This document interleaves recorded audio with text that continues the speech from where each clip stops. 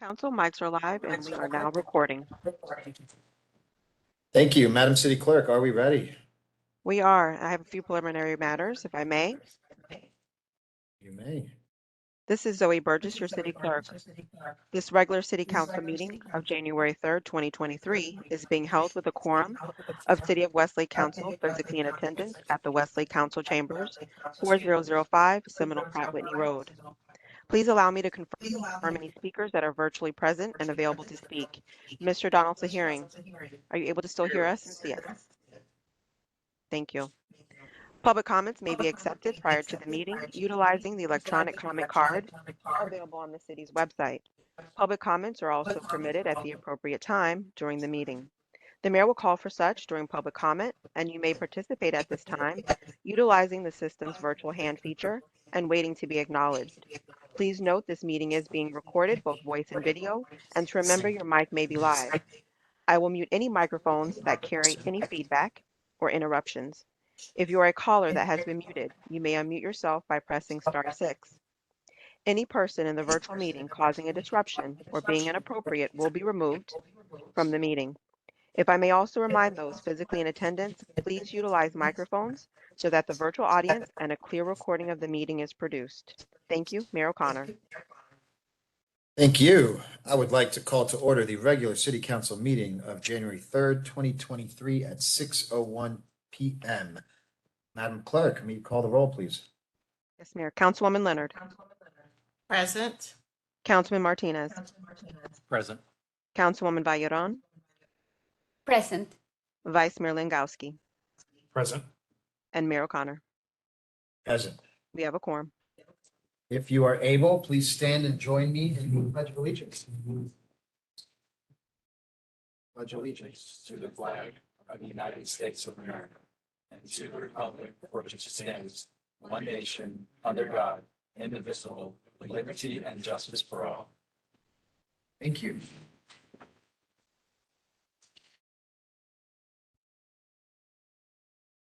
Additions, deletions, and modifications of the agenda. I believe we have one that I know of. We need to table New business item B. what is it? New business B. Complete streets policy still needs a little bit of tweaking in this resolution. So I would love to entertain a motion to table new business item B from any of my fellow councilmen. Motion to table new business item B. Second. We have a motion on the floor by Councilman Martinez, seconded by Councilwoman Leonard. Roll call. Councilwoman Leonard. Yes. Councilman Martinez. Yes. Councilwoman Valleron. Yes. Vice Mayor Langowski. Yes. Mayor O'Connor. Yes, Motion carries 5-0. Thank you. thank you. Do we have any other modifications, deletions, or additions to the agenda? Mr. Mayor, just have a spelling correction on resolution number 2022-03, Westlake. I love spelling corrections. I love them. That was my This is spell. I was great. sitting there. Where is it? What do we need to fix? Where is it? Westlake. City of Westlake's. Wow. We spelt our own city wrong. That's great. Let's go ahead and We can make the motion with the said corrections, right? correct. Adopt the Yeah, agenda with the said correction. let's go ahead and correct the spelling of our city as not being possessive of Westlake. City of Westlake's boundaries. Actually, might be right. The T's. Oh, the T's missing. Wow. Okay, so we do need to fix that. All right, with that being said, I need a motion to approve the agenda as corrected with the spelling mistake corrected. And thank you, Councilwoman, for finding that.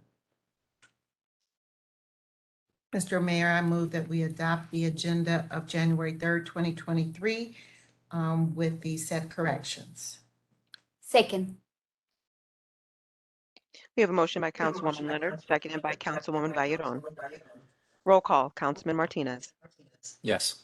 Councilwoman Valleron, Yes. Vice Mayor Langowski, Yes. Mayor O'Connor, Yes. Councilwoman Leonard. Yes. Motion carries 5-0. Thank you. Moving on to public comments and requests. This section of the agenda allows for comments from the public to speak. Each speaker will be given a total of 3 minutes to comment. A public comment card should have been completed and returned to the city clerk. Call to speak, please go to the podium, unmute your device. Prior to addressing the council, state your name and address for the record. You will have 3 minutes. Do we have any public comments? Mayor, I received no public comments prior to the meeting. However, we'll give the virtual audience a moment to raise their virtual hand or mute their device, stating their name and address. If you are a caller that has been muted, you may press *6 to speak. Please state your name and address. You will have 3 minutes.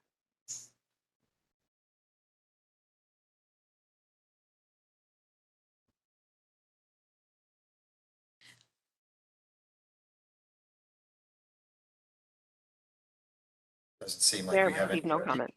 No, we have one comment card I received from Tara Dewey. Great. We have a comment card from someone here in the audience. Hi, Tara. Hello, good evening. For the record, Tara Dewey, Lewis, Lawman, and Walker, on behalf of Minto PBLH LLC.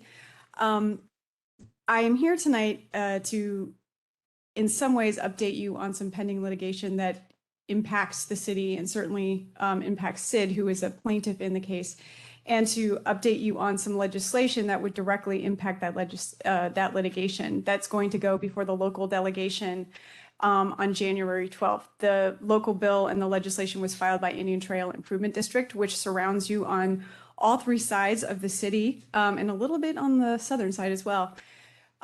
Just to remind you, we, Minto and Seminole Improvement District, are in litigation with Indian Trail to connect our Persimmon Road to the existing Persimmon Road that cuts through the acreage, as well as 60th Street North, which is already actually connected. In that case, Indian Trail is taking the position that their roads are private and not public, and they can restrict our ability to access and connect to those roads. We are taking the position that as a instrument of local government who has funded a good deal of those roadways with public bonds, those roads are indeed public roads. The reason I bring that up and bring this to your attention is because the local delegation will be meeting to consider legislation that as I said, was filed on behalf of Indian Trail to amend their special act to give them the powers to privatize their roads and restrict access to everyone except residents of the acreage. As you are surrounded on all 3 sides by the acreage, this would directly impact you and prevent residents of the city from any future connections to Indian Trail unless they wanted to approve those connections. And I will tell you, they are fighting tooth and nail in our lawsuit to prevent us from connecting to Persimmon and 60th at this point. So to the extent that that is of concern to the city, I wanted to bring it to your attention. I have provided to the clerk and to each of you and the city manager, and I can give one to your city attorney as well. I think I put one there, but maybe I did. For your reading pleasure, do with it what you will, but I thought it was of important that you should know what was happening. Importantly, there is a provision in state statute that allows municipalities to declare safe neighborhood districts for the prevention of crime, which allows them to privatize, abandon, block streets to deal with crime issues.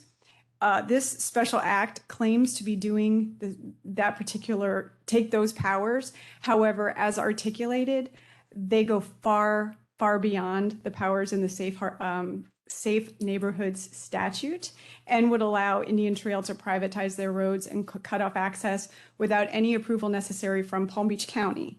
Now, importantly, Persimmon Boulevard is a Palm Beach County identified thoroughfare road, meaning it's necessary for regional connectivity.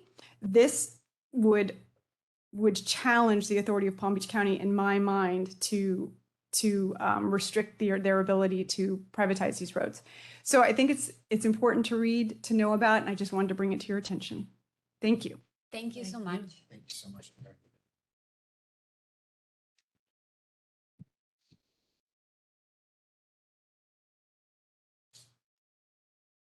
Do we have any more public comments?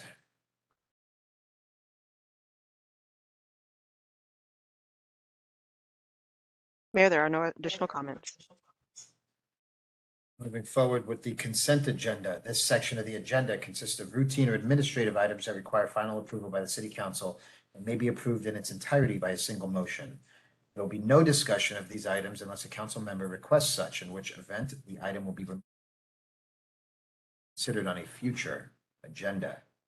May I have a motion to approve the consent agenda? Motion to approve. Second. We have a motion by Vice Mayor Langowski, seconded by Councilman Martinez. Roll call, Councilwoman Bayron, Yes. Vice Mayor Langowski, Yes. Mayor O'Connor, Yes. Councilwoman Leonard, Yes. Councilman Martinez. Yes. Motion carries 5-0. Thank you. Excellent. Presentations. I believe we have a presentation by the TPA.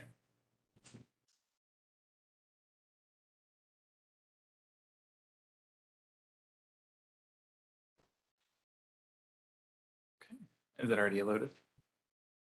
Just a moment. Thank you.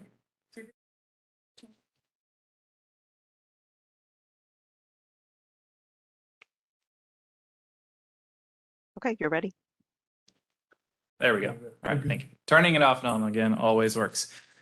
Brian Rusher with the Transportation Planning Agency. Thank you for having me out here tonight in the wonderful newly established city of Westlake. I'm joined here tonight by Valentina Ferkus, our lead pedestrian and bicycle coordinator, who is also a Vision Zero expert. And we are proud to be here tonight to discuss Vision Zero and your prospective complete streets policy.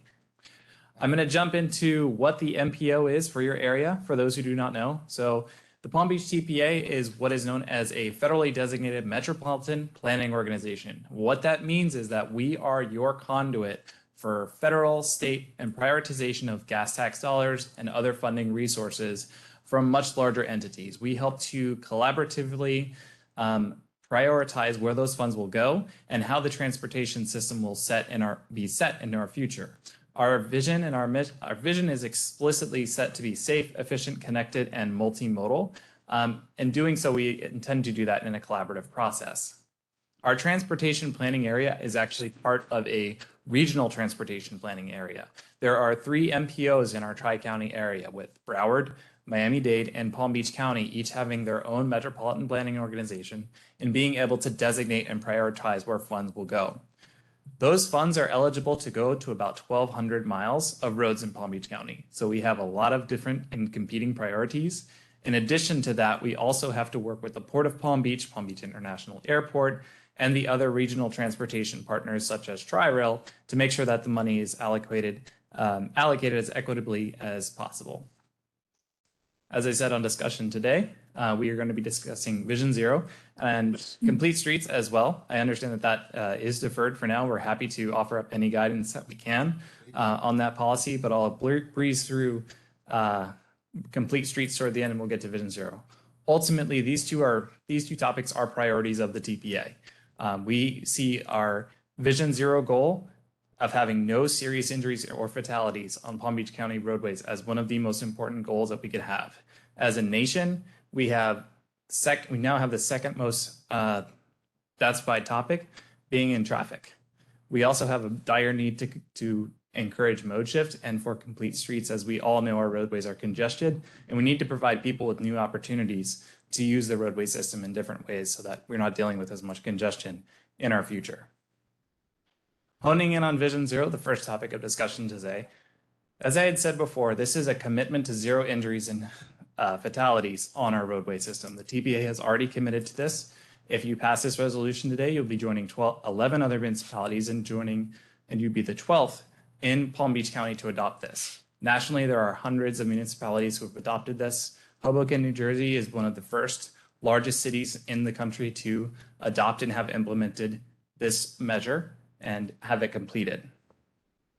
In Florida, we're actually consistently have been ranked #1 for pedestrian deaths across the entire country. We have 14 of the most dangerous areas. Most recently, we got bumped out of the #1 spot, I believe, New Mexico, which is not a benefit for anybody, as all of the metrics were trending downward.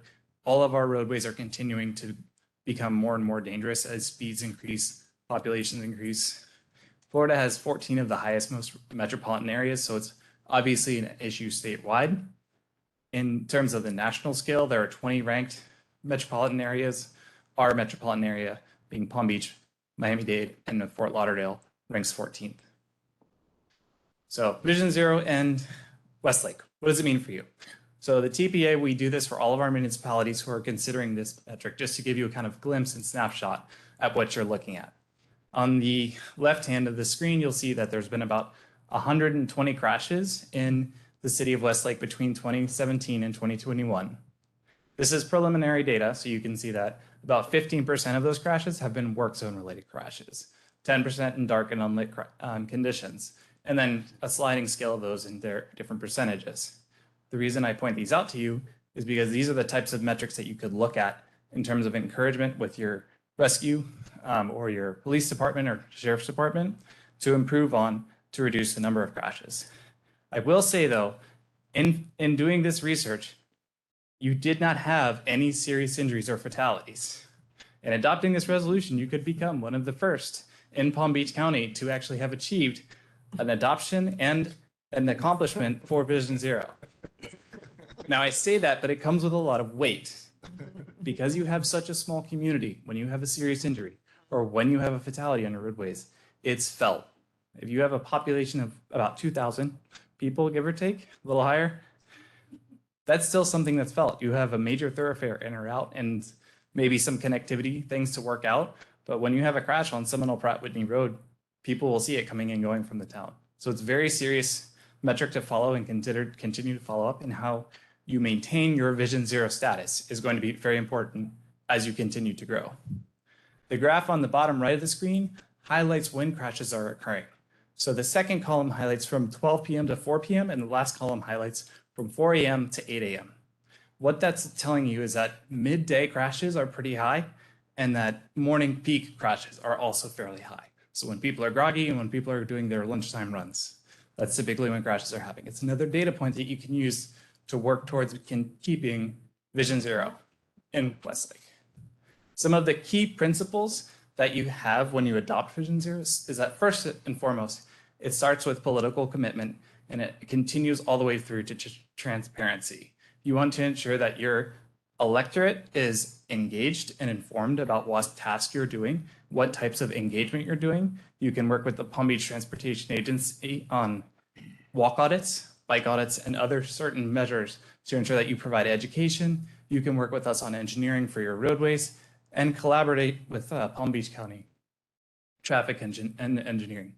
Excuse me. So all of these key principles are in line with what you would expect from a Vision Zero community. We also need to look at how we do our crashes differently. So traditionally, people have thought, well, people will die on roadways. It's inevitable, right? People are going to get into crashes. We don't have to accept that mindset anymore. We know from communities around the world and frankly, locally, through your vision and establishment in Westlake, that traffic deaths are preventable. We drove the community and we saw about 10 to 20 people walking, biking, using golf carts. That you don't have to accept these types of tragedies in your community, and that you can work with your design professionals through your engineering, landscape architects, and other societies to accomplish a prioritization for human life and a prioritization for safety. One of the major tenets that Vision Zero works to emphasize is kinetic energy or speed. So if you have a 40-mile-per-hour roadway or a car moving 40 miles per hour, and you get into a crash with a pedestrian, you have an 85% chance of the occurrence of a fatality. Whereas if you have a 20-mile-per-hour roadway, that chance reduces to 5%. So on your local roads, you could establish a lower speed to really ensure that safety is paramount in your community. So your next steps, first and foremost, adopting a Vision Zero resolution. That's why we're here tonight.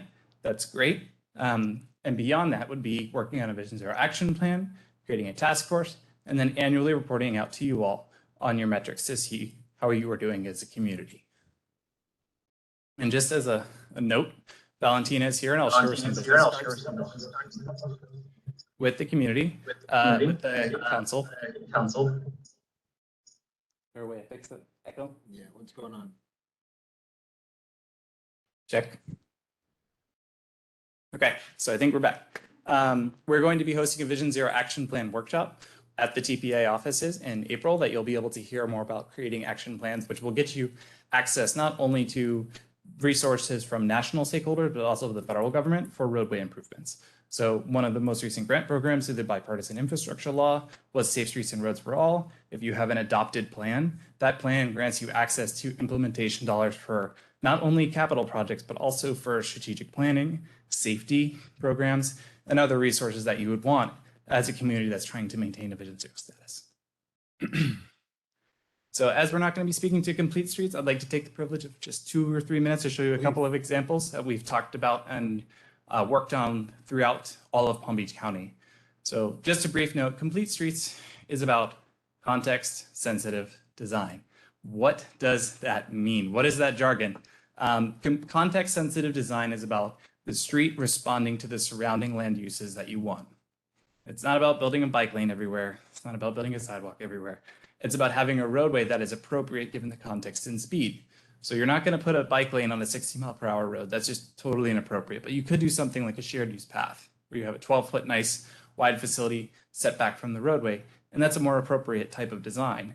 And that graphic in the bottom right corner is something that FDOT has actually published, which states explicitly that in a more urban environment, you absolutely want to have bike lanes and lanes for transit and lanes for walking, because that's more appropriate in that context. In a more suburban, residential, suburban commercial, you need to start thinking more critically about the types of facilities that you're providing and balancing roadway needs with users.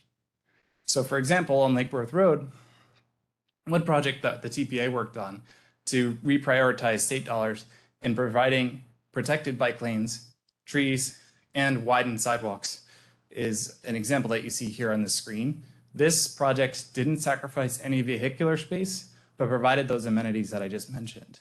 It's a commercial corridor where there were a lot of crashes for pedestrians and bicycles. So we added crosswalks, we added facilities, we added other things which made the improvements for those communities better without sacrificing anything else for the people who are driving. Another example is on A1A north of A1A north in the town of Jupiter. So if you've seen this road, it's very impactful. You can see that there are street trees, designated bike lanes, traffic calming features through chicanes and other mid-block crosswalks, which enhance facilities for all users. And then lastly, of course, being the transportation planning agency and your MPO, I'd be remiss to not discuss some of the funding opportunities that are available to you through the TPA. Every year we prioritize about $28 million in federal and state funds on our federally aid eligible network. So that is included for you. In addition to that, we also have access to other programs which we frequently send out in our newsletters. One example coming up is a highway safety improvement program, which is an FDOT program, but locals can use it on their local roads. So if you wanted to do a cost benefit analysis and a safety analysis of your roadways, you could use this program to fund your projects. And then lastly, kind of one of the mega grants that are out there is of course the RAISE grants. Those are the transformational projects that you could see coming through the FHWA. So with that, I'd like to conclude my presentation and I'm available for questions. Thank you. Thank you so much for that presentation. That was a great presentation. No questions. Thank you so much. So I have a question. Yes, So Councilwoman. out of the other 10 communities? There have been 11. Will We be would be, 12? you'd be 12th for Vision Zero and 5th for Complete Streets. Can you tell us of any reductions in traffic fatalities in the other communities? What has been the Sure. reduction percentage? I haven't looked at all of the communities, but I know that in my municipality of West Palm Beach, after the first year, there was a marked decline in fatalities. I think using year over year statistics is really hard to do. One of the reasons is transportation funding typically falls 5 years out, right? So in any given year, you might not see improvements being made within the first 5 years. And because Vision Zero is somewhat new, it would not be great to look at year over year statistics, but look at trends along roadways and where your crash hotspots are. So if you start doing educational programming around safe routes to schools, for example, and you see a marked reduction in children walking and biking that are hit, which unfortunately we do have instances of in Palm Beach County, that would be a better metric to go by rather than a year over year. But some municipalities have documented reductions in serious injuries and fatalities along corridors. But I think a better approach would be to evaluate on a larger scale over more time rather than just the 5-year cycle for funding in projects, because that really doesn't match up. So how long has the program been in place? Vision Zero has been around for about a decade. Yes, so typically South Florida is not the fastest thing to adopt things that are around car modifications for people who walk, or modifications for walking or biking over those who are driving. But we do recognize the importance of safety and for all communities and for all roadway users. And as I said before, there are a number of your peers have adopted this. You'd be number 12. So about a third of Palm Beach County coming up on has adopted this policy. Thank you. Brian, being that you're the director of multimodal, and you drove our city, did anything really jump out at you, or is there anything you want to? Your shared use path system is impressive. I will say that. Coming from, I have lots of family here. I've only been a resident of Palm Beach County for about 6 years, but kind of having touched lots of communities in my work throughout Florida, I think that your dedication to building separated facilities off the street will pay off. And if you keep that up, that will make for meaningful progress in steps toward providing a facility for everyone. Think about, bike safety from the least common denominator, right? You want to provide everyone from 8 to 80 that safe option to get around. I did see golf carts on the shared use paths as well, which is another great tool for reducing emissions and designating that space, because those are also kind of lower speed. They mix really well on those types of paths. So as much as you can continue that, and reestablishing and reconnecting the roadway grid would really help to provide your residents better options in the future. I couldn't agree with you more.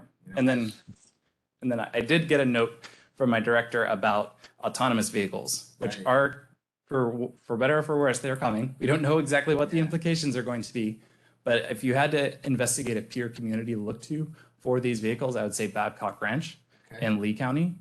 They have autonomous school buses, which are busing their kids to schools and ways to get around to community centers. So Yeah. something to- He's been talking about organizing a tour with one of these autonomous deals. So it's an option for you. Lee? Yep, Babcock Ranch, Lee County. It's northeast of Fort Myers. It's a very interesting community. It's a planned community, very much so similar to yours. They have their own autonomous vehicle shuttle program. We've been discussing, potential options because other communities are interested in this as well. But because of your tight-knit, compact development standards, also the fact that you have these shared use paths, which could, with some very modest upgrades, be used for that type of technology, it might set you up well for kind of like multimodal micro investment and technology district in the We future. are the innovative city of Westlake, so we should be on the cutting edge. And, as we literally birth the city from the ground up, should be at the forefront of this new technology and these new options, and be able to think ahead in terms of safety instead of retroactively trying to fix something. We have a rare opportunity here to get it right the first time. You think about how West Palm Beach has developed, and now that they have to fix their roads mile by mile, or however many segments by however many segments, you have the rare gift, as Mayor O'Connor was saying, to do it right the first time without having to go back and fix it in the future. On your previous screen, the applications, they're just once yearly due in February? The TPA funding programs, where we prioritize those dollars that I mentioned earlier, they typically happen every February. And those application cycles, it's a year-round process that we work with you and your staff to get a project developed and identified. There are other programs available to you as well from FDOT and the FHWA. For example, the Safe Streets and Roads for All grant program is typically an October grant. Okay. So, any grant program, the TPA can work with you, especially if it's like a multi-jurisdictional project where you have to work, let's say, with Palm Beach County or FDOT. We typically can lend some planning support and consultant planning dollars for that, as well as your federally designated and supported MPO. All right, great. I mean, that would be unfortunate to have to wait a whole year to get something going. Not at all. We have access to a fair number of funding programs, especially with IIJA and the bipartisan infrastructure law. There's been a lot of federal dollars that have come down. Most of the federal funds do require a 20% match, though, whereas our funding programs typically do not. have any type of match for any of the programs for the TPA. Full disclosure, I do sit on the technical advisory committee for the Palm Beach County TPA. And, I was a big champion of both bringing Safe Streets and Vision Zero to Westlake. So, I really, really want to thank you for your presentation. And Of course. like we said, we have a rare opportunity here to get ahead of these things and not have to retroactively try to fix things later. So it's fantastic. And I will drop some cards with the Please. city manager, and I'll be available up until your consideration for the resolution. So if you have any additional questions that you think of, I'll be in the audience. Thank you. Great. Thank you so Thank you much, so Brian. much. All right. Any council comments on the presentation or? That was a great presentation, Yeah, great presentation. informative. Great. Moving on. We've got Resolution 2023-01. This is a resolution approving the plat of the Pines of Westlake. Should we swear everyone in first? Yes, please. Let's do that. All those individuals who could testify during the course of this application, please stand and be sworn. Do you solemnly swear to tell the whole truth and nothing but the truth? Please proceed. Thank you. Let's go ahead and read by title. Resolution of the City Council, City of Westlake, Florida, approving the plat of the Pines Westlake Phase 1 being a portion of Section 5, Township 43 South, Range 41 East, City of Westlake, Palm Beach County, Florida, providing for recordation, providing for conflicts, providing for severability, and providing for an effective date. Excellent. Do we have a presentation? The applicant.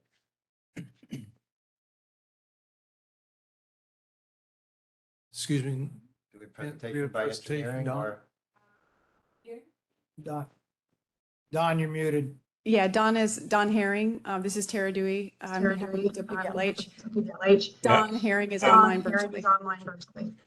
Great, thank you so much for being there for me, Tara. Council members, for the record, Donaldson Hearing here tonight on behalf of Minto PBLH LLC to present to Excuse me, you sir. the. Would you acknowledge you've been sworn, or do you need to be sworn? I have been sworn.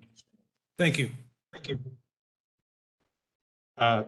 Again, here tonight to talk to you about the Pines, which is Plat V, as in Victor of the city of Westlake. So excited to. Don, you got muted again. Zoe, if you could give me just a little guidance on clicking through the slides. Hearing, you should be able to select the space bar.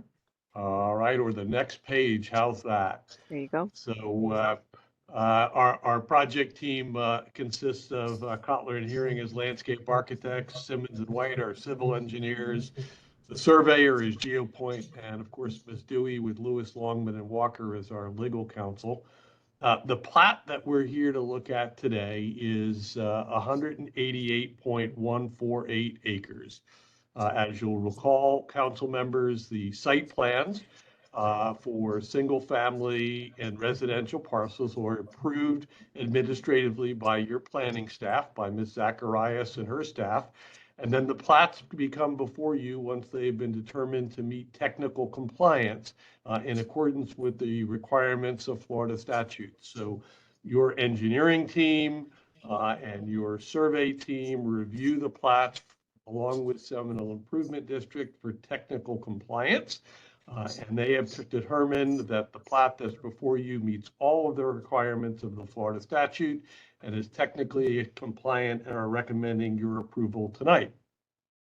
So the entire plat that we're presenting is 188.148 acres. We will be showing you phase 1 of that plat, which will be platted into 214 single family homes. Phase 2, we will be showing you a concept plan that is a part of the approval at staff on the site plan, but the plat itself for phase 2 will come back before you. So that's just a vacant area shown on the plan as you will see. In total, the Pines will have 448 dwelling units. And it just happens to be coincidental and good planning that we have an equal number of units in both phases. So here is the site. Pod V is located to the extreme northeast corner, adjacent to the elementary and middle school.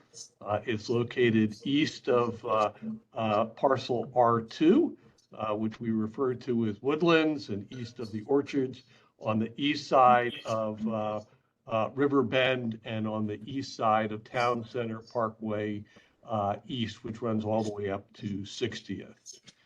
So this is the plat consists of the phase that we're showing on the screen. And I'll go into a little bit of detail, and I'm kind of excited that we have the MP or the TPO there today because we're doing something really exciting with extending the extent of our multimodal pathway system probably by close to 2.5 miles with this plat alone. So I'd like to explain that as we go through the process. So the 214 lots will consist of 155 50-foot wide lots. Those are the ones in yellow, and 59 65-foot lots, and those are the ones that are in blue. We have a multimodal path that run and wonderful parkway systems that run adjacent to both sides of Town Center Parkway East, which runs along the western boundary, extending up to 60th Street, as well as along River Bend, extending all the way down to Persimmon. We're currently working on that next plat of Persimmon, which will extend from where it currently ends at the estates, parcel P, to the roundabout of River Bend. And so we hope to have that on an agenda in the very, very near future. This parcel, let me go to the next slide because it's probably easier to see a little bit more comprehensively. The phase 2 portion of the plat is in green, located to the east. But this parcel will have two entranceways, a main entranceway that will be located on River Bend, and then a secondary access point located on Town Center Parkway East. And this main entrance that you see on River Bend, which is right in this area as I'm highlighting it with my cursor, will be a shared access point. It will actually serve this parcel, parcel V, which will be known as Pines of Westlake, as well as the future parcel U, which will be known as the Oaks of Westlake, and that will come before you in the future. And we're doing something a little bit different, which was an inspiration of Mr. Carter's, to have this very large open lake that would be basically a central element between the two parcels, which has no homes on it. So it's just open to the roadway. And we will have a multimodal pathway, which will begin at our western boundary on River Bend and extend into the community. It will be on both sides of the lake. It will be on the north side as a part of the development of the Pines. It will be on the south side as a part of the development of the Oaks. And it will actually extend to the east and along the eastern boundary all the way up to Golden Grove and Western Pine Middle School. So it will actually provide residents with connectivity all the way up to the elementary and middle school without having to get in an automobile. They can utilize their golf cart, bicycle, or any other mode of transportation on the multimodal path. So like I said, a little over 2 plus 2.5 miles of additional multimodal pathway. And of course, we have sidewalks on both sides of our street and great opportunities for connectivity from the multimodal pathway to our sidewalks. So very excited to advise that. So this is what that pathway looks like, extending all the way up. There'll be a parking area so we can connect into the school. We've been coordinating that with the school planning department. And so very excited about everybody's cooperation. We've coordinated the design with Sid as well as the city. Here's that shared entranceway. And we have a wonderful community park that's located right at the main entranceway, lots of water. And then just north of the entrance, you'll see the term Minto parcel for future development. That is pod V2, which is about a 6.7 acre parcel that will be platted as a separate plat because it will be the only unplatted portion between Riverbend and the Pines. And so we like to go ahead and plat all these parcels at one time. At build out, this gives you an idea of what the site plan is approved for, which is the total of 448 dwelling units, lots of open space, big giant lakes. So very, very exciting plan that we have. Now, I was showing you the site plan. You're actually here to approve the plat. I was trying to get you excited about the pretty pictures. But the plat, as we pointed out, is a document that's required to meet requirements of the Florida statute. And if it meets those requirements, it is to be approved. Your staff, the city, your city attorney, and city engineer have all determined this plat to be consistent with the requirements of the statute. Again, it's a technical document. It shows meets and bounds. I'm not going to show you every sheet of the plat, but again, this is what it looks like. Gets recorded in the public record, and that defines the roadways and the individual lots that are ultimately sold to property owners. So with that, sorry for going on at length, but I need to be excited about those shared use paths and be more than happy to answer any questions that you have. Thanks, Don. Is there a way to kill the echo, Mary?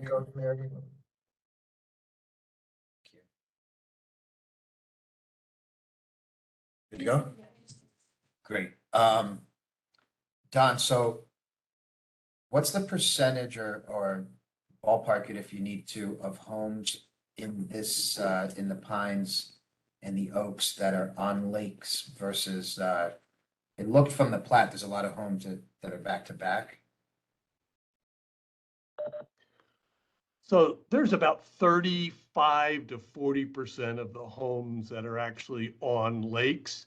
A little bit higher when we talk about lakes and open space, because we have the large parkways and open space that also butt up to it. We have some back-to-back lots, which are generally larger than the minimums to provide additional buffering between the homes. But they're also important because they provide for a good variation in pricing, which is good for the consumer. The other very interesting piece about this subdivision is with the lake, that lake, when we have it adjacent to the road, is open to 100% of every resident that either uses the shared use path and goes by it every day or drives to and from their home. Right, that's great. The models that are going to be in the Oaks and the Pines, are they the same models that are in, the orchards and the meadows now, or are we going to get some new models? What's the scoop? The intent here would be to build a new model center.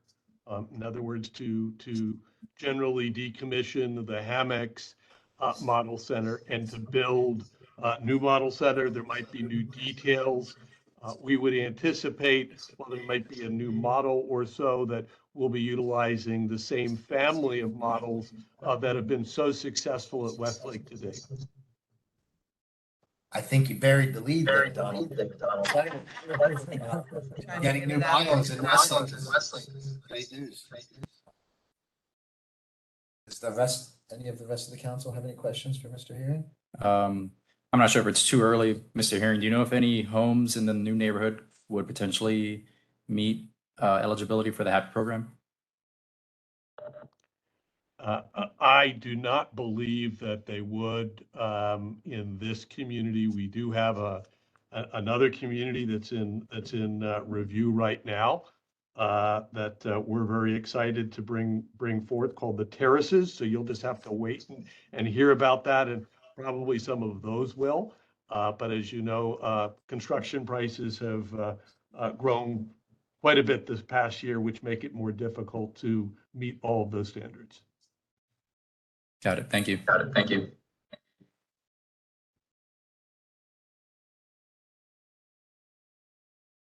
Can we expand just a little bit, either you, Don, or maybe Mr. Castle, on how that multimodal will connect to the school and the kind of population we're getting from the school board? Is it, you're gonna be able to get into the gate, safely drop your kids off? Gary, you want to take it? Yeah, I'll take it. First, the school board has been very cooperative and very open. They will obviously have their own security issues that need to be dealt with. What we anticipate is that one will need to park their vehicle, their golf cart or similar vehicle at the east corner of the site. And then they'll, from that point, they would then walk their student into the school under the same traditional security regime that would exist for the general public at that particular point. But there will be a controlled gate that Sid will be able to operate with a fob system dawn to dusk, and to ensure that there's security to the city of Westlake and then the proper access in and out of the school. But the school board has been nothing but cooperative to date. I would love to see at some point, maybe more detailed plans on how that drop-off system might function, or where these golf carts are gonna park, or if it's gonna be some kind of big roundabout.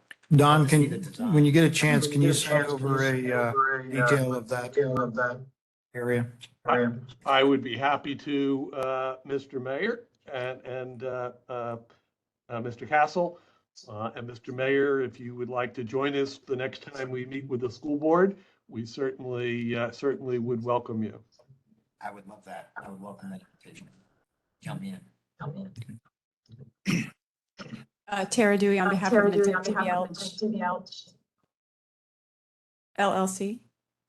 I just wanted to add that the school board obviously has a lot of control over that, so it would be great for your input to be provided to assist in, they have been very cooperative and excited about the opportunity, but they obviously have their own security concerns, and the support of the city is always beneficial when you're working with another agency. And then when you're also talking to them, you can rally them to look at redistricting, because not so long ago, prior to us having a lot of residents, some of our children were redistricted out of, was it the elementary school, Mr. Castle, or the middle school? I cannot. I believe it was middle school. Yeah, the middle school. So currently Westlake residents do not attend that middle school. We oppose that redistricting of us out of that school. So if you're part of that, I would highly recommend, for your benefit of your residents, that you also lobby for that as well. I absolutely will. Who's the principal of the middle Well, school? I would rally directly with our school board. Yeah, but I district was school. just wondering who. Straight to the school board on that. That's great. Dan, I want to ask you a question. Is there? Yes, ma'am. The reach of the lots. I know you said something about it, but can you repeat that? The size of the lots? More likely. Yeah, the lots are generally the same size that we have been building in the hammocks, as well as the meadows, the orchards, and groves. So they are 50 feet wide, by 125 feet and 135 feet, depending on if they were back to back. And then the other lots are 65 feet, which is our 65-foot wide lot series. Okay, thank you. You're welcome. So I know we're just approving the plat today, but realistically, all gets approved, all goes well. When can our residents actually expect that multimodal drop-off to get to the school to be operational? I mean, it's a huge issue now getting around to the school that's literally located in Westlake.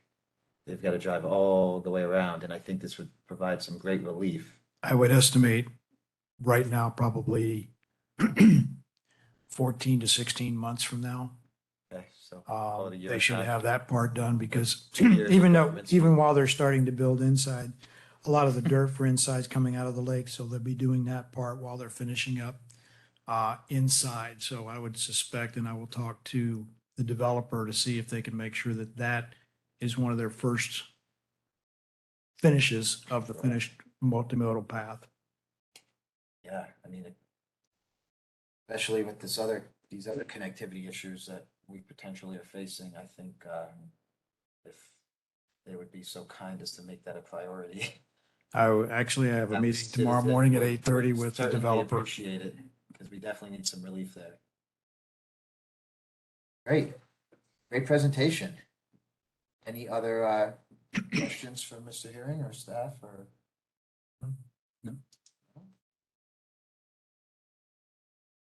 Let's open up the public hearing to public comment. Madam Clerk, do we Mayor, have any public comments? Apologies, Mayor, I received no public comment cards prior to the meeting. However, I will give the virtual audience a moment to raise their virtual hand or mute their devices, stating their name and address. If you're a caller that has been muted, you may press *6 to speak. Please state your name and address. It looks like we have a comment from an Alicia. Hi, can you guys hear me okay? Yes, go ahead, Ms. Okay. Torres. Hi, Alicia Torres, 5847 Whippoorwill Circle. I'm not sure if I can address my question to Miss Dewey or not, but I just I had two questions about the lawsuit, I guess. The first is, if ITID were to prevail, what would the restriction of these roads look like? Excuse No, me. I'm sorry. Oh. I'm sorry, Alicia. We can open up for public comment on that towards the end of the meeting, but right now this is public comment. I'm strictly sorry. on Yes. This okay. quasi judicial item. All right. So Thank you. It's Yeah. only on 2023-01. All right. Sorry. Thanks. That's okay. Do we have any public comments on 2023-01, which is the plat for the Pines Phase 1? We'll give the virtual audience another moment to raise their virtual hands. If you're a caller that's been muted, please press *6.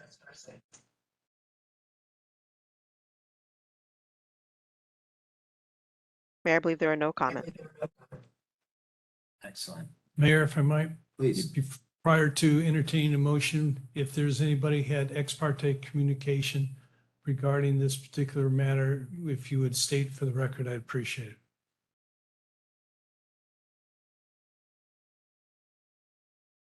I probably did at some point in the last year regarding this, the school, multimodal path. Well, just the plat. The plat itself, no. Okay, thank you. Not me. Has anybody had any ex parte on No. the plat? No. No. Okay.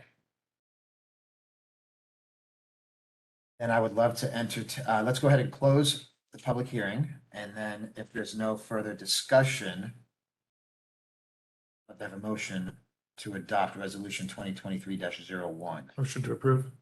Second. We have a motion to approve by Vice Mayor Langowski, seconded by Councilwoman Valladon. Roll call, Vice Mayor Langowski.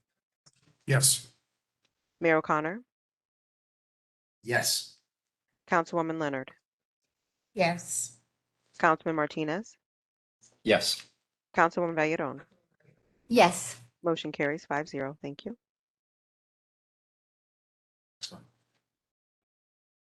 Let's move forward to resolution 2023-02. This is a resolution approving plat pod V2.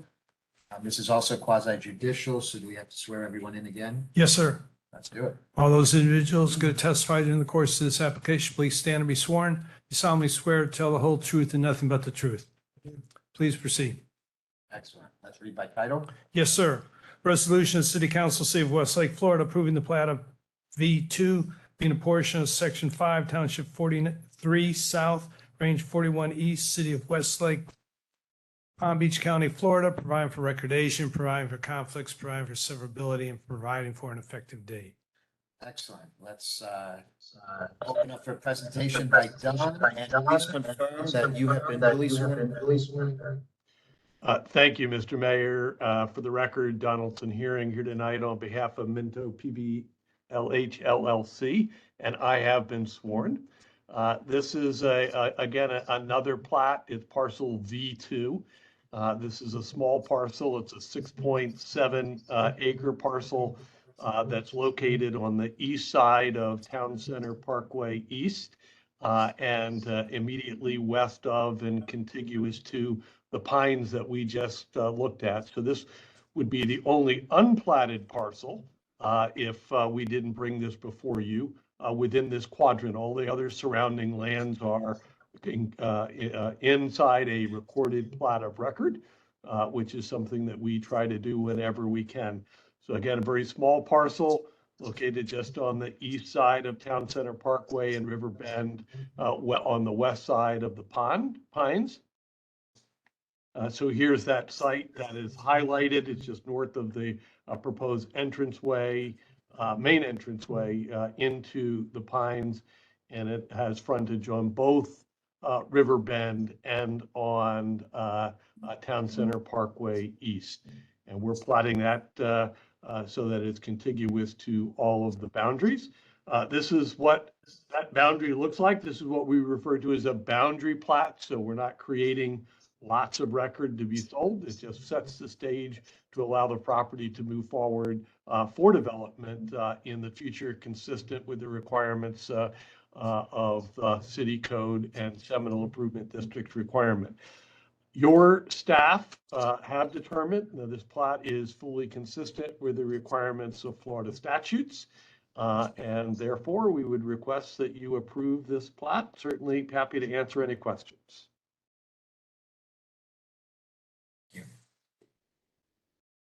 Do you have any questions or comments from the council?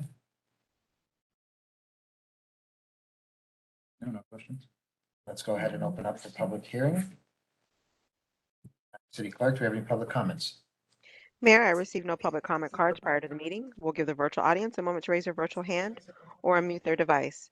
If you're a caller that's been muted, please press *6 to speak.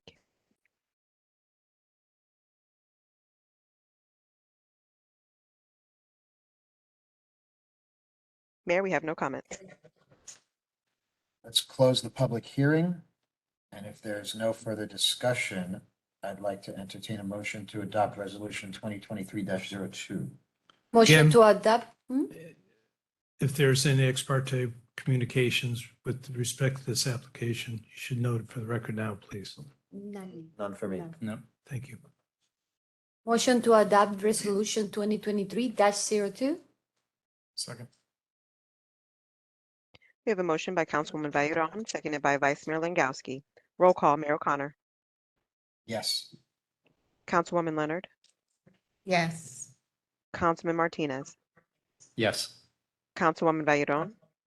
Yes. Vice Mayor Langowski. Yes. Motion carries 5-0.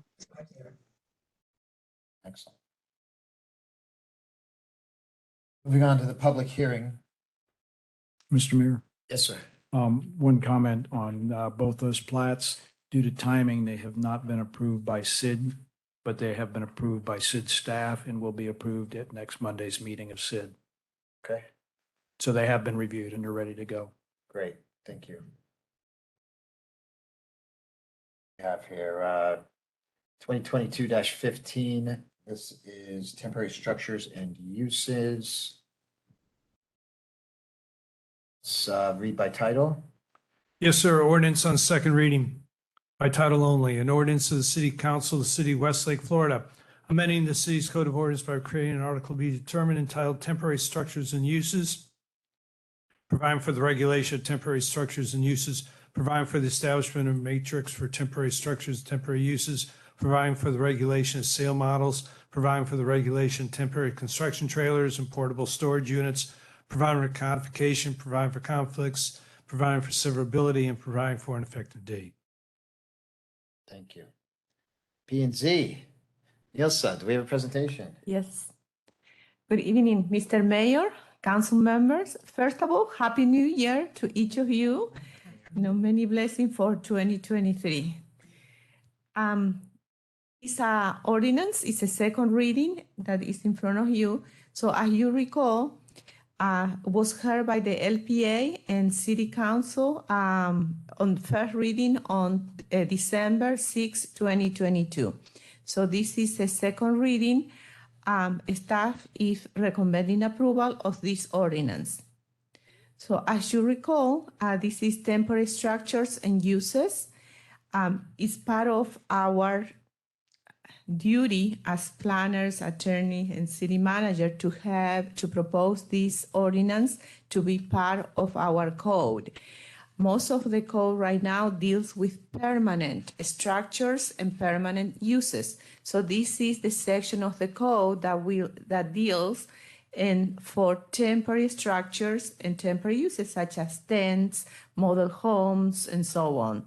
So it's part of completing our code.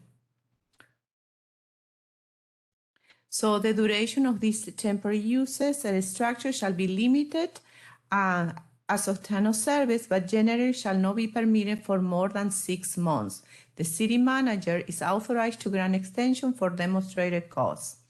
Again, it's a temporary, so 6 months, and if they need extension, then they need to apply and could be granted. Depends.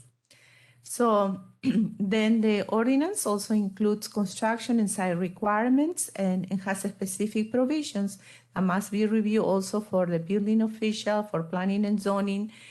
Temporary uses also need to be compatible with the surrounding.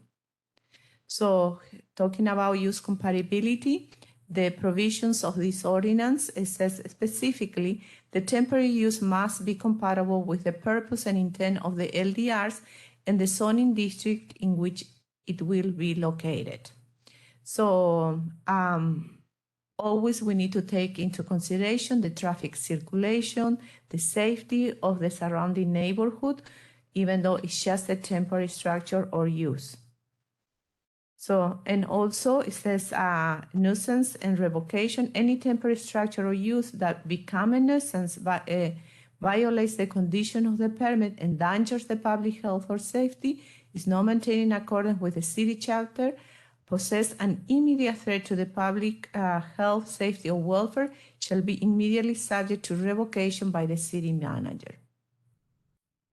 So the ordinance includes a specific also a type of structures and uses as shown in this table: sales model, sales and management office, temporary emergency structures, tents, accessories to non-residential uses, temporary construction trailer, portable storage units, temporary signs. All those are temporary structures.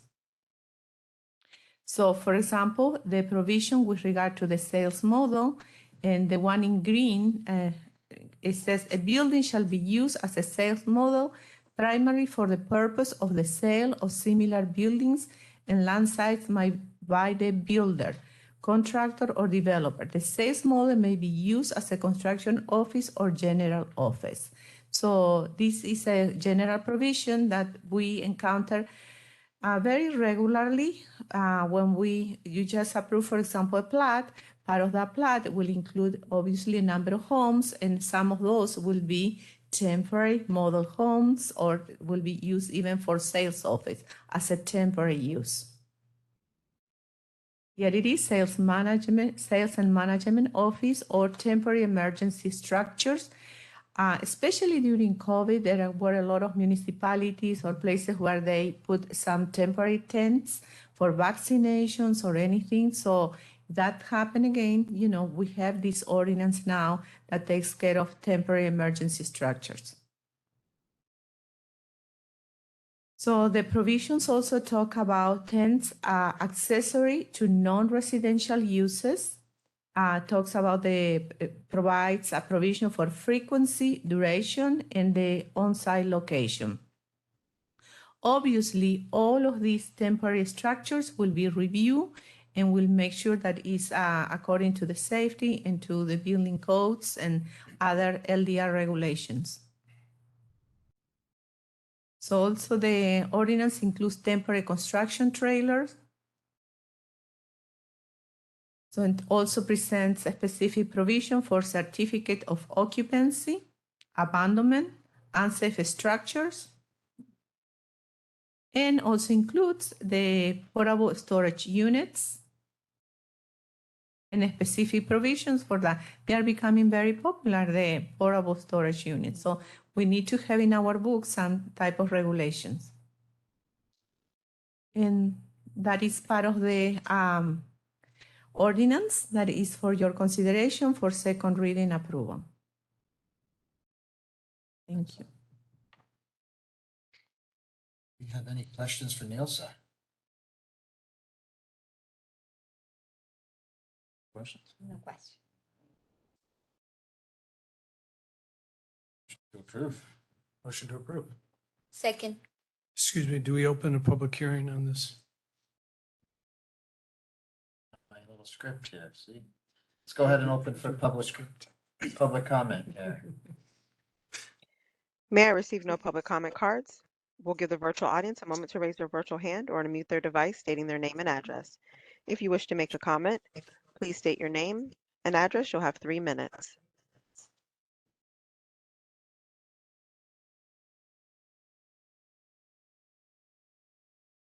May I receive no comments? Entertain a motion, please. Motion to approve. Second. Motion by Vice Mayor Langowski, seconded by Councilwoman Valleron. Roll call. Councilwoman Leonard. Yes. Councilman Martinez.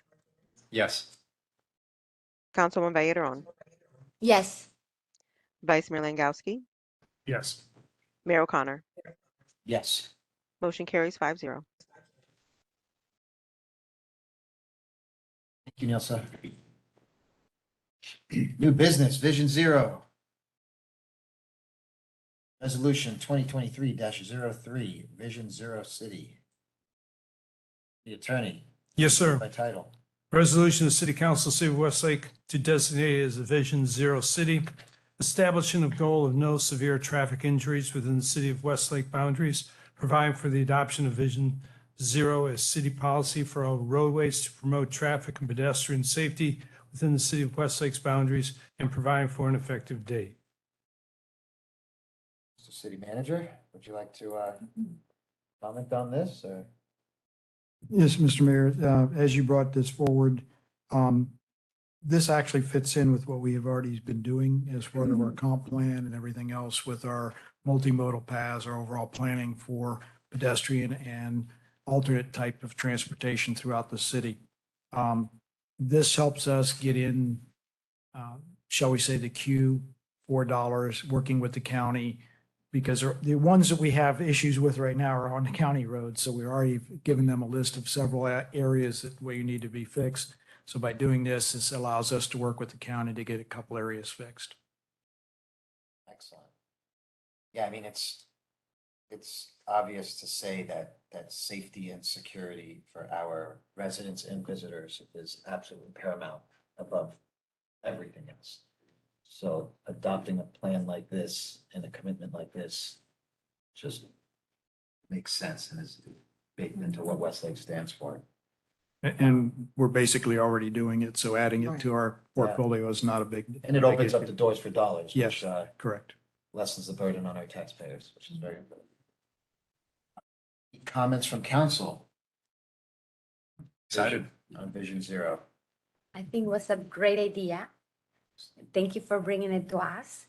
And maybe in the future, we can do a lot of things with the high school, crossing the street, I saw a lot of pictures down there from another city, how they did a pathway and people have to stop because it's very nerve wracking seeing them crossing the street with those bicycles. Yeah. And I know we're already in talks with the county on getting the multimodal pathways that aren't in our right of way done. So, you know, the entire city can be connected. Governed by us. So I think it's great. Public comment. Mayor, I received no public comment cards. We'll give the virtual audience a moment to raise their virtual hand. If you wish to make a comment, please raise your virtual hand, state your name and address.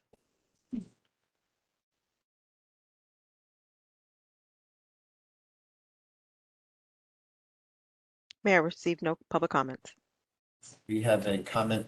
Just very briefly, there was an additional typo that was pointed out to me by an audience member on the resolution. Sorry, one more time. Name. Brian Reacher, Palm Beach Transportation Planning Agency. Thank you. Collisions was spelled collusions. There's no colluding about that statement. I believe it's fourth or fifth paragraph. Recommend that the council could potentially pass with the pass for typos. So thank you. I'm going to make a recommendation that we run spell check. First, and then I'll recommend that I entertain a. It's a good word. It's just the wrong one. Yeah. To read it twice. It is a word, so. Look, I'm not going to give it to you. Let's have staff review this stuff so it's less embarrassing. I want to entertain a motion to approve with the corrected spelling. Motion to approve. Second. Motion by Vice Mayor Langowski, seconded by Councilwoman Valleron. Roll call. Councilman Martinez. Yes. Councilwoman Valleron. Yes. Vice Mayor Langowski. Yes. Mayor O'Connor. Yes, 100% yes. Councilwoman Leonard. Yes. Motion carries 5-0. All right. 0, Westlake, here we come. All right, 2023-04, we have tabled. Not putting you on the spot. What were the couple nuances there that we wanted to tweak, Well, more or less? Basically, the street policy that's put forth is really patterned for existing cities that have issues. Also, the city doesn't own any of the streets, they're SIDs. So there's a few nuances like that that we need to tweak in there and make it specific to Westlake and SIDS operating fees, complexities. The intent is already there. We're already doing it in our comp plan. We're already doing it in our LDRs and everything else. We just need to tweak this to fit what we're already doing, which also we're doing the intent. We just, the way this is worded would actually be counter to some of our existing codes and regulations. Because of the interlocal. Correct. Yeah. Now, do you see any qualms about tweaking it and still being applicable for all the funding? You know, because it's got to fit our city specifically. We have kind of a unique situation going on here. Sure. So the language that was provided to the city was Your name, sir? Brian Reacher, Palm Beach Transportation Planning Agency. Thank you. Brian. Keeping us honest. Deputy Director of Transportation Planning Agency. The language that you received was a boilerplate language for a complete streets policy. It's a nationally recognized and awarded language. It does need to be tailor made to your community. You're not the first municipality to bring it up and have it tabled because of reservations once it actually hits, all of the engineering and planning and whatnot directors. They have to look at it with a more keen eye. So wouldn't be the first time. And if you need any additional support from the TPA, we're happy to provide it. And this was a holiday resolution. My brain was already gone when I said get it on there. Can I be so bold to ask staff to make sure this is on our next agenda? February. February. Yes, sir. Okay, that would be the next one. Yes, sir. Thank you. And then can we run it by the TPA first? I'll And be then- working with Brian and others to tailor it to what we need and still meet the intent of what is needed. Fantastic. Brian, thank you again. Thank you. All right. Might have been our last item. City council comments. Councilwoman Leonard. I have none, Mayor, except Happy New Year to everyone.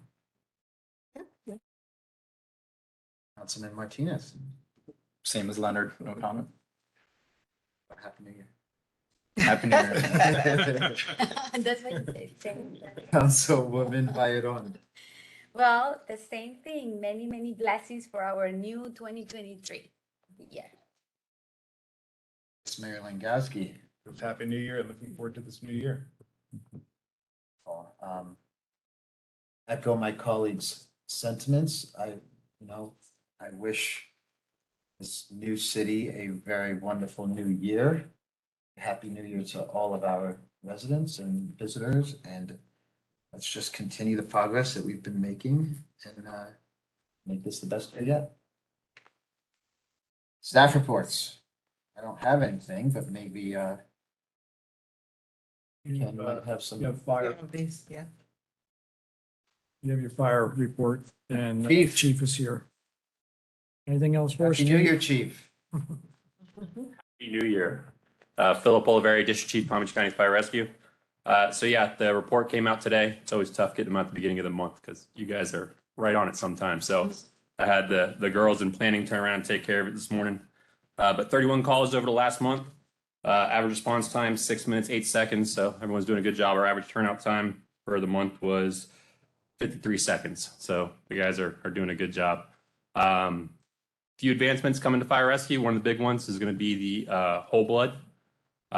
It's actually a really good program for all the residents, and it's coming to Battalion 2, which is this area, in the very near future, next month or two. Our EMS captains, our special EMS supervisors will be carrying whole blood. So when a major traumatic injury occurs, they can give blood to help the clotting process. And instead of replenishing with fluids, which the body doesn't typically just have normal saline in it, we'll be able to replenish it with whole blood. So it's actually a really cool program. So, and I'll have more of that coming out to you from one of our EMS captains in the next couple months. Fantastic. So Thank very you, cool. Chief. I do want to take a quick moment. We had one of the original Westlake residents pass away yesterday. I don't have any details or I don't know. They're in the hammocks. Definitely one of the original residents from the very beginning. So if we could just, take a quick moment of silence and absolutely, on behalf of the city, if I may offer our condolences to the family. I know there's a couple of kids that they were survived by. We lost the mother of cancer not too long ago. She was a firefighter from down south earlier this year. So it's both parents in a short period of time. So, definitely on behalf of the city, extreme grief and condolences need to be offered. If we could just take a quick moment of silence for the loss of one of our own.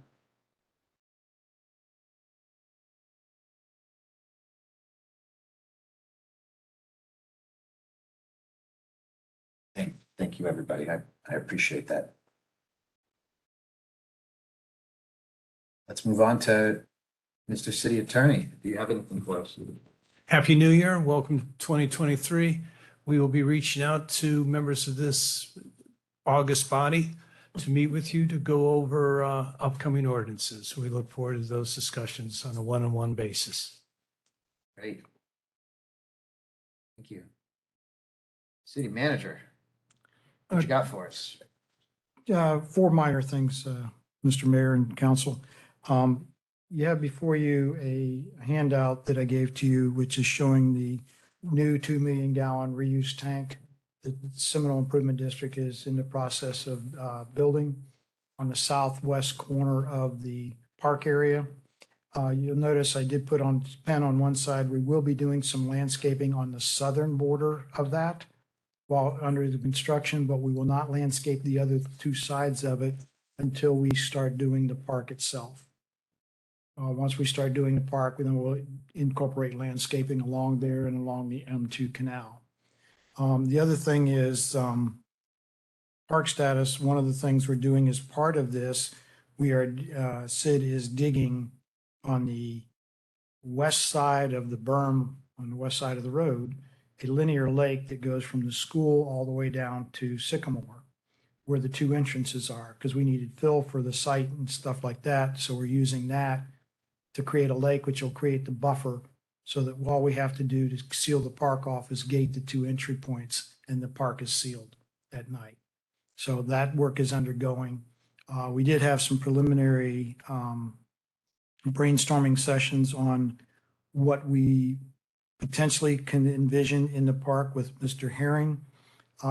We will be bringing that to the board, to the council, to look at, to see where we're going as to what we can phase and when we can possibly do it. But right now, most of it will be empty. We will probably, at some time in the future, the existing lake that's a drainage lake is a relocatable drainage easement for drainage off of Seminole Pratt. The fact that we're digging the linear lake down on the west side and some on the north side will compensate for that because we're going to relocate that drainage. Then we can fill that lake and have more land area to utilize in the park. Instead of, 3 or 4 acres, 5 acres in water, it will be one additional 5 acres of usable land. We are in the preliminary things. We do have areas for permanent food truck stations. I say permanent with water and electric hookup so that when we're having an event, they'll be able to pull in 2 semicircles with parking in the area and stuff like that, plus also parking in the areas.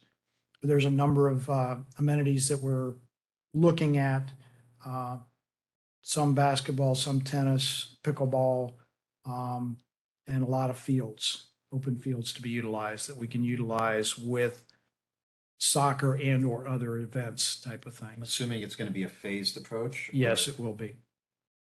These are things that are going to be considered in the. In the totality, we're kind of trying to figure out how it all fit into place.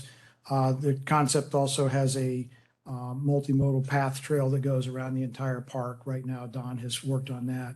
We're also looking at up in the northwest corner, an area where we can pull in the event stage with power right to it, rather than having to have generators. So we're looking at all those kind of things of trying to figure out how to really use the park for multiple staging areas without putting a bunch of structures.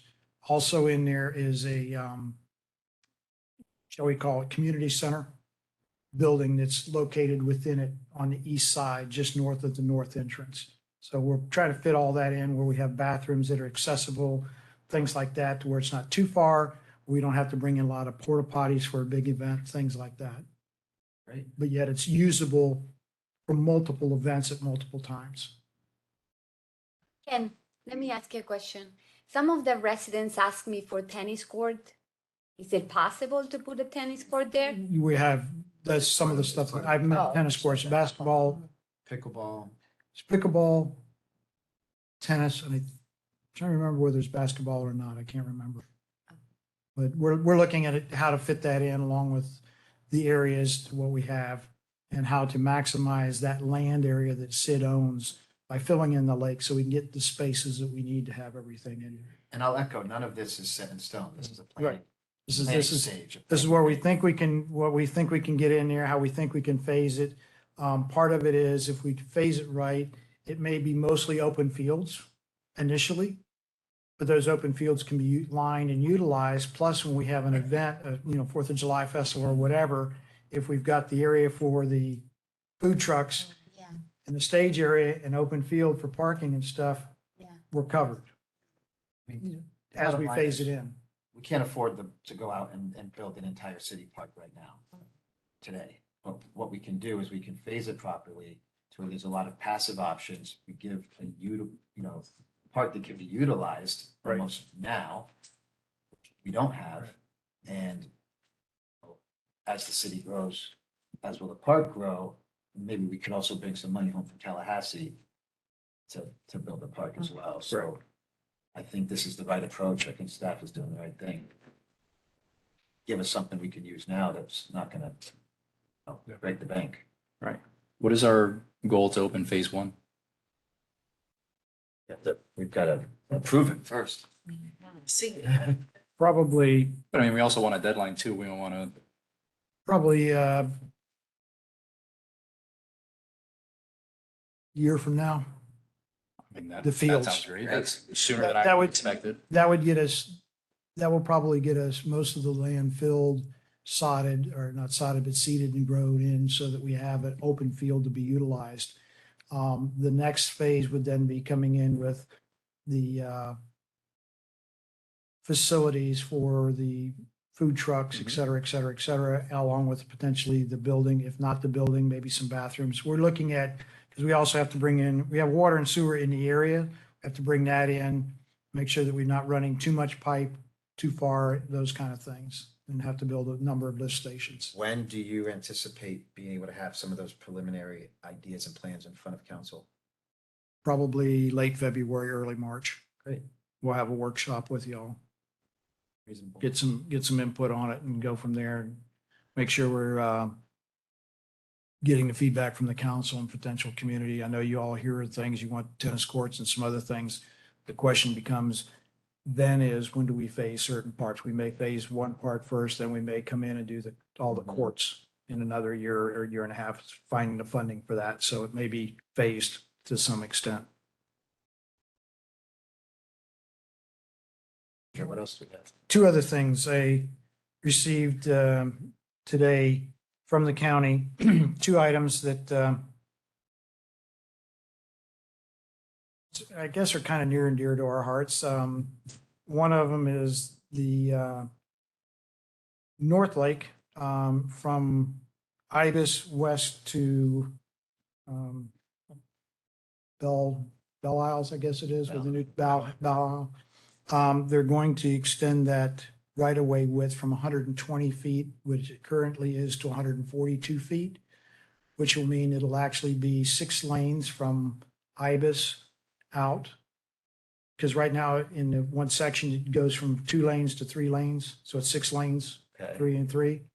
That'll start at Ibis and go out, Go east. go west. Ballin Isles is east Yeah, of it's I'm Bay Hill State. Bay Hill. Bay Hill, States. Bay Hill, I'm sorry, Bay Hill, from to Bay Hill. Okay. So that'll be 6 laned out to there. That's what they're doing. Right now, they're adding an extra lane on North Lake on the north side. And what about from Seminole Pratt to Bay Hill? That's still down the road. That's part of the other North Lake widening project. That's after the 900-day project from Orange to North Lake. The other one is comprehensive plan change of 60th Street North thoroughfare.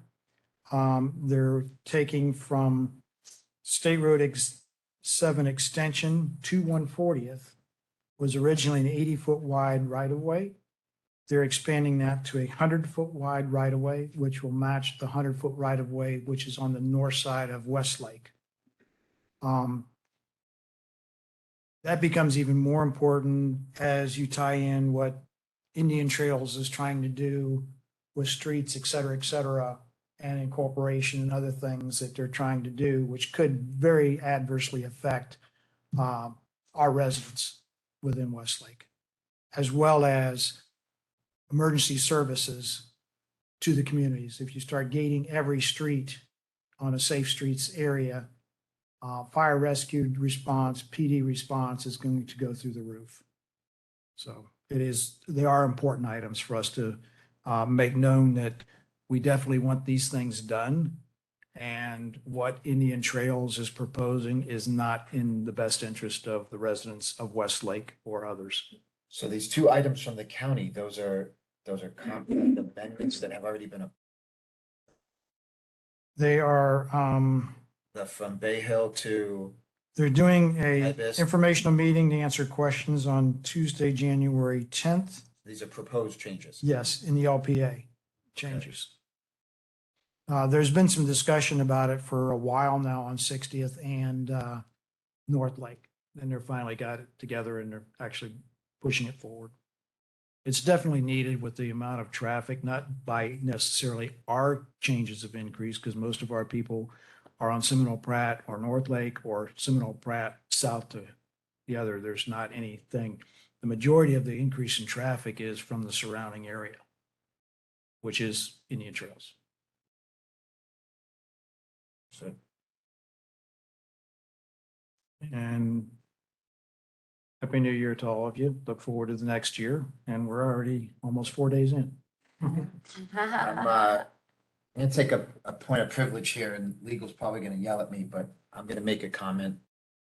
Hope my council members would agree with me. City of Westlake has stayed pretty neutral in that fight that Sid and Minto are involved in over those connections. But it's getting to the point where, you know, it's directly adversely affecting this city. I would like to say, if it came to it,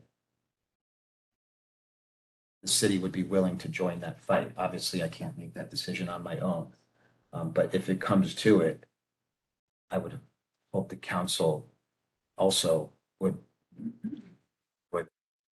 agree that if we need to fight to get connections, we can't have one way in and out of the city. It's just not right. It's going to affect everything. It's going to affect police response time and safety vehicles. And like I said, we have a school that's impossible to get to in the mornings. It's tough. Exactly.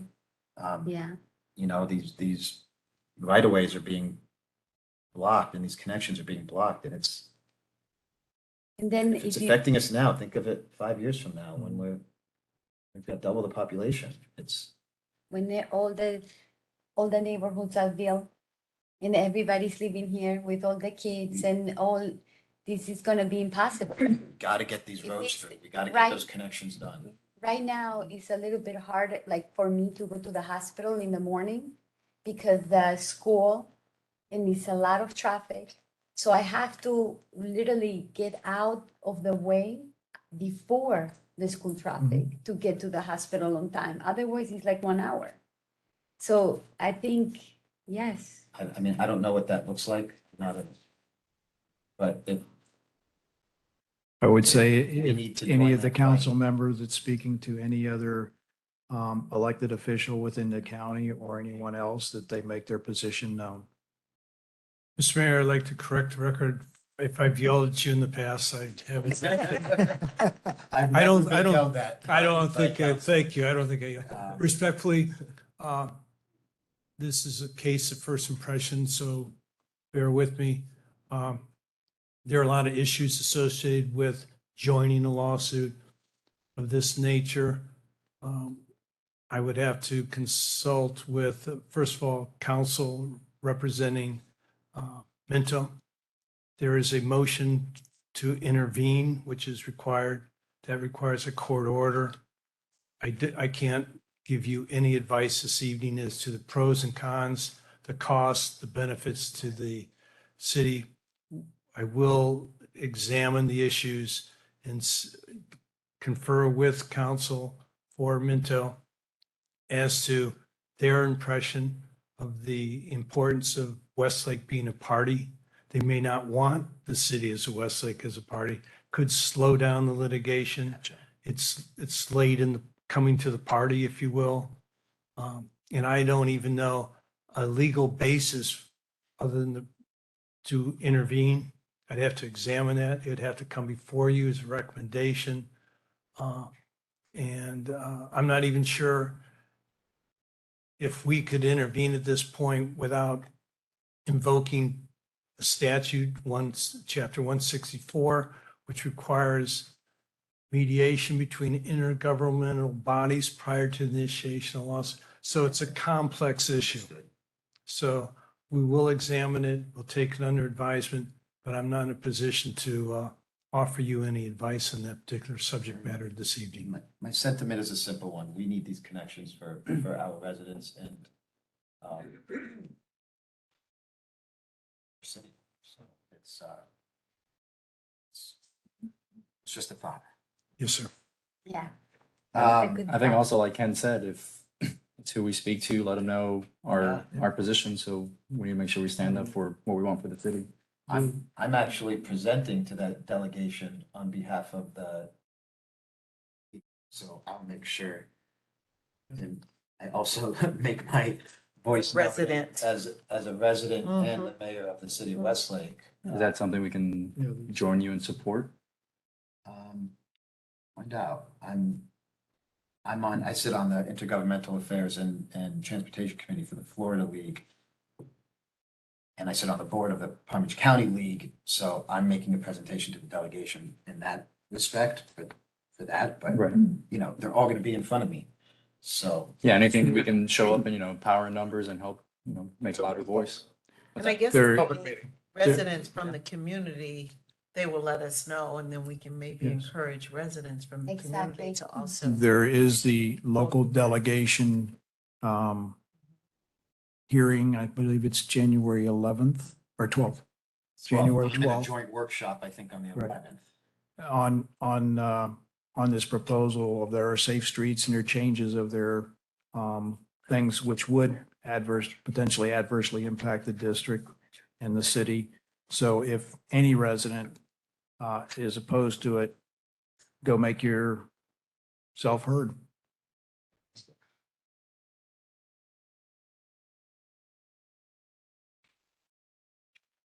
I know we have at least one public comment from Alicia Torres. But let's go ahead and open up for public comments, virtual and present. We have one here from Tara Dewey. State your name for the record. Good evening. For the record, Tara Dewey, Lewis, Longman, and Walker on behalf of Minto PBLH LLC. Just to give some background on the topic of the litigation and the status to the extent that I'm able. So to Ms. Torres's question to me, I'll do my best to answer what I have clients' authorization to disclose. As to where we are in terms of timing, I would say I appreciate the city's support of our position. However, we are scheduled for the April docket, which is anywhere between April and then the summer, which we're hoping to go. We're currently in motion practice, and completing depositions, so we're hopeful to go. We were only delayed to this point because of a change in judge late last year that kicked us to this new year. So we are fairly far down the road. We have already done the interlocal government mediation process early on because of the involvement of SID. So we do appreciate it, but I think we have the litigation well in hand. I would encourage you and residents who are concerned about this to review the documents related to the local bill. And I just want to make it very clear that from Minto's perspective, the importance to us is Palm Beach County has adopted a thoroughfare identification map that identifies necessary connectivity to do what it is the TPA has been asking you to do to make sure this entire region can travel safely and efficiently throughout Palm Beach County. Some of those roads were identified to address Indian Trail itself and the development of the acreage as part of the concurrency exemption that the acreage was granted. It wasn't called technically an exemption, it was a urban planning area, but nonetheless, they were required to deal with that traffic in and out to other areas. So the importance to Minto, we're not considered about the safety of their local neighborhood roads. That's certainly not what we're proposing, but the county thoroughfare roads that are identified by Palm Beach County as thoroughfare connectivity, those need to be protected and the connectivity needs to be protected. So I just want to make it clear that we're not promoting or suggesting that we should just drive all over local streets. You wouldn't want that either. That's not what is being proposed by any of the traffic studies that have been done, notwithstanding what you might hear from the other side on that topic. But the connectivity to Persimmon, 60th, and the larger network is really what's critical. Thank you. Have any virtual public comments? Mayor, we have a comment from Ms. Torres. Ms. Torres, please state your name and address. Hi again. Yeah, Alicia Torres, 5847 Whippoorwill Circle. And actually, Mayor O'Connor's question about what the city's role can be in the litigation was kind of along the same lines as my question. So that answered that question. And then I was going to ask another one that's a little bit preemptive about what blocking or restricting access for Westlake residents would look like. But it seems like it's a bit early to be asking that question unless Ms. Dewey wants to talk about that. She's nodding yes to it's a bit too early. Okay. And so then in that case, I just wanted to make one last comment about the school access. That multimodal pathway lake is truly one of the most creative fascinating, fabulous ideas I've seen in an American city, maybe ever. It feels really European. I'm really looking forward to that. Great work, everybody. All right. Happy New Year. Thanks. Thank you. Thank you. Thank you, Ms. Torres. Happy New Year. We have any more public comments? Mayor, I received no additional comment cards. We'll give the virtual audience an additional moment to raise their virtual hand. If you're a caller that has been muted, please press *6.